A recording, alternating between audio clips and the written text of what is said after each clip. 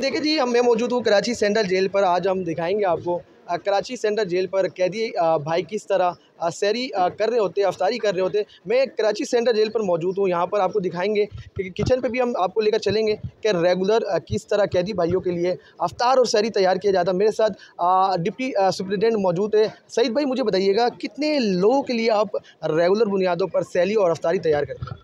ये 7,000 से ज़्यादा का टोटल है, 7,200 समथिंग। तो इनके लिए शहरी का भी होता है अरेंजमेंट और अफ्तारी का भी। क्या बात है। तो कभी मुश्किलात आई हो, क्योंकि इतने लोगों के लिए तैयार करना बड़ी बात होती है सर? नहीं, वो हमें जो कॉन्ट्रैक्टर है वो तैयार करके देता है और हमारे लोग सप्लाई करते हैं। ठीक है। मैं इस वक्त मौजूद हूँ कराची किचन पर, कराची सेंट्रल जेल में। अब हम यहाँ से चलेंगे वहाँ पर जहाँ पर कैदी भाइयों के लिए खाना और सैरी और अफ्तारी तैयार किया जाता है। आपको दिखाएंगे किस तरह सैरी और अफ्तारी किया जाता है। सर, मुझे बताइएगा आज की मेन्यू क्या है? आज तो शाम में शहरी में दाल चावल है। अच्छा जी। और